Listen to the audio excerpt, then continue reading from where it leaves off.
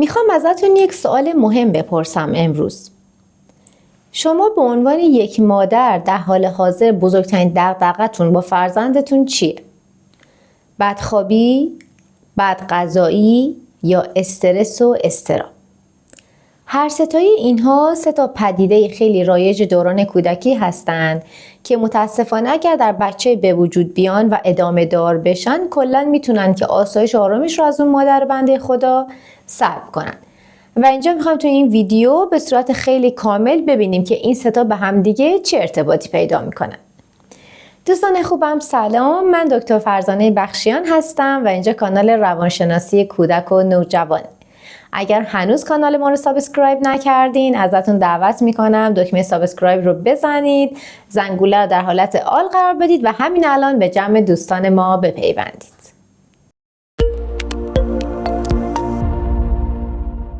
بدخوابی، بدغذایی و اضطراب و استرس سه تا نقطه کلیدی از یه مثلث هستن به اسم مثلث آسایش مادران. در سه تا رنگ آبی، زرد و قرمز. یعنی زمانی که مامان نه با غذا خوردن، نه با آرامش آسایش فرزندش و نه با خوابیدنش مشکلی نداشته باشه، این مثلث رنگ آبی به خودش میگیره. زمانی که یکی از این موارد با اختلال روبرو بشه، مثلث حالت زرد میگیره و زمانی که دو تا یا حتی هر سه تا این موارد با مشکل روبرو بشه که دیگه مثلث قرمز میشه و آسایش و آرامش رو از مامان بنده خدا به صورت کامل سلب میکنه. حالا بریم بررسی کنیم ببینیم که این سه تا چجوری با همدیگه ارتباط پیدا میکنن. اول میریم سراغ بدغذایی. تحقیقات علمی نشون داده که دلیل اصلی بدغذایی توی بچه‌های زیر 12 سال کاملا ارثیه. اما اینکه اضطراب و استرس و تنش این بدغذایی رو تشدید میکنه کاملا اثبات شده است. و باز اینکه برخورد والدین با بدغذایی بچه چقدر باعث افزایش اضطراب و استرس توی بچه میشه هم کاملا ثابت شده است. یعنی بدغذایی ممکنه زیر 12 سال از نظر علمی ارثی باشه، اضطراب و استرس این بدغذایی رو بدتر میکنه و باز نوع برخورد هیجانی یا استرس آور خود والدین همون اضطراب و استرس رو توی بچه به شدت بالا میبره. حالا وقتی که میگیم برخورد والدین خودش باعث افزایش اضطراب و استرس و به تبع اون بدغذایی بیشتر میشه یعنی چی؟ یعنی فشارهای روانی که از طرف والدین و خصوصا مادر برای غذا خوردن بیشتر به بچه تحمیل میشه. یا اینکه مادر میاد و خودش با پدر یا با بقیه اعضای خانواده یا حتی با فامیل یا دوستان میشینه و جلوی خود بچه راجع به بدغذایی کودک صحبت میکنه و مرتب کودک شنونده این قضیه هستش که آره بچه من بدغذاست، بچه من فلان چیزو نمیخوره، بچه من رشد خوبی نداشته. و مورد سومی هم که حتی از اون دوتای دیگه مهمتر هستش، برچسب زدن و مقایسه کردن بچه‌ها با هم دیگه است. یعنی خودتون به بچه خودتون برچسب بدغذا بودن رو بزنید. بچه من بدغذاست، بچه من لاغره، بچه من مثلا رشد خوبی نداشته. یا مثلا بچه‌ها رو با هم دیگه مقایسه کنید. بچه فلانی رو ببین چقدر خوب غذا میخوره ماشاءالله. بچه مثلا همسایه رو ببین چه جوری غذا میخوره. خیلی از وقتها واقعیت اینه که ما مامانا اون اضطراب خودمون رو که میخوایم خالی کنیم سر غذا نخوردن بچه‌مون فکر میکنیم اینجوری میتونیم یه جوری تخلیه‌اش کنیم. یعنی فکر میکنیم اگه به بچه‌مون بگیم که اینو ببین چه جوری غذا میخوره یا اونو ببین چه جوری غذا میخوره، الان دیگه بچه ما هیجان زده میشه و میپره سر غذا تا آخر غذاشو کامل میخوره.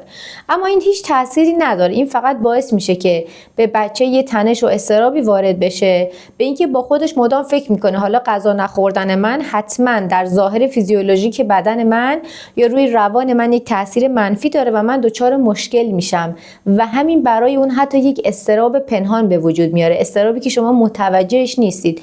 شاید اون به بدغذا بودنش ادامه بده ولی مرتب با خودش در درون خودش این مشکل رو داره که آره من غذا نمیخورم پس قطعاً برای آینده من در مورد ظاهر من یا در مورد روان من یه مشکلی به وجود میاد و این اضطراب کم کم تبدیل میشه به اختلال اضطراب توی بچه‌ها. البته اینم بگم من حق میدم به مامانا، هرگز رو نمیگم که واقعا اختلال در خواب یا کم غذا خوردن یا اضطراب و استرس باعث عقب افتادن بچه از نظر رشد فیزیولوژیکی بدن نمیشه. این کاملا صحیحه. بچه‌ای که کم غذا باشه، کم خوراک باشه، کم خواب باشه و درگیر اضطراب و استرس باشه قطعا رشد فیزیولوژیکی مناسبی نخواهد داشت.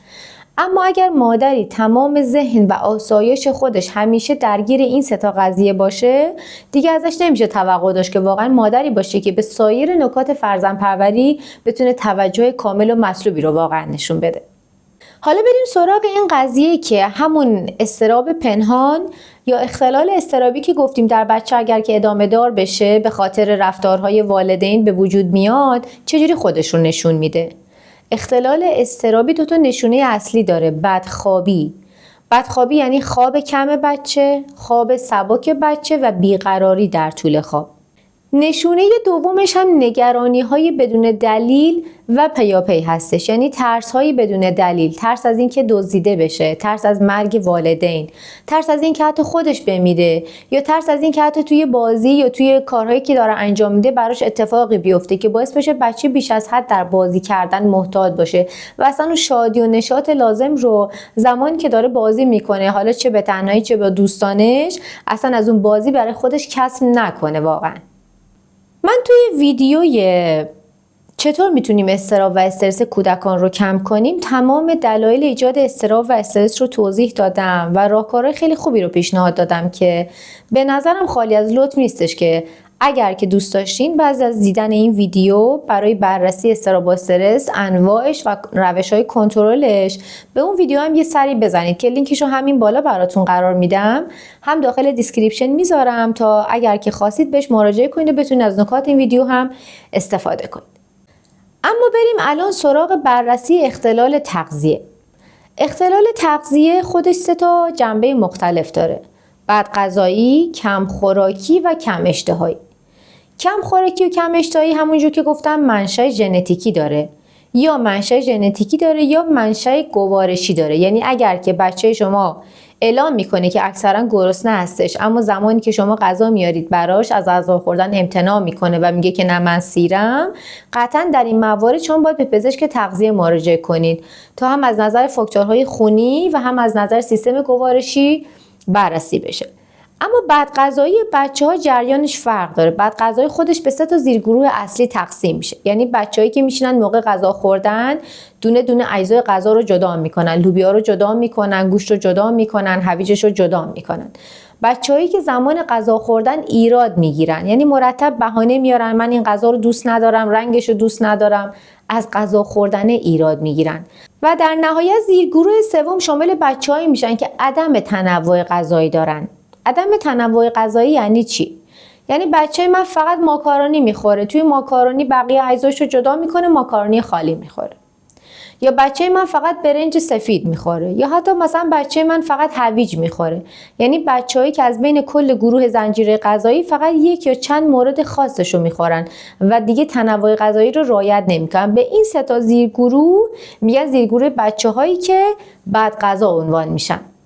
حالا اینکه ببینیم چه جوری میتونیم بدغذایی رو توی بچه‌ها از بین ببریم، من این رو توی ویدیوی بعدی توی 5 تا گام خیلی مهم براتون توضیح میدم. اما اگر بخوام به صورت خلاصه‌وار بگم، چند تا قسمت مهمش رو که براتون عنوان کنم اینه که شما از سن 3 سالگی به بعد خودتون باید تنقلات مضر رو کلاً از زنجیره غذایی خانواده‌تون حذف کنید. درسته بچه میره پارک، میره مهد، دست بقیه بچه‌ها پفک و چیپس میبینه، ولی اگر شما واقعا والدین آگاهی هستید باید تغییرات رو از داخل خونه و خانواده خودتون شروع کنید. به جایی که پفک روی میز بذارید مغزیجات بذارید، به جایی که چیپس روی میز بذارید برگ‌های خشک میوه بذارید.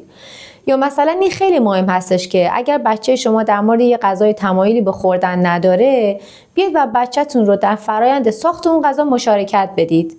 مثلا سیب زمینی رو تو پوست بکن یا گوجه فرنگی رو تو خورد بکن. بچه رو مثلا وادارش کنید که خودش تو اون درست کردن غذا با شما همکاری کنه. تخم مرغ غذا رو مثلا تو بشکن مامان بریز.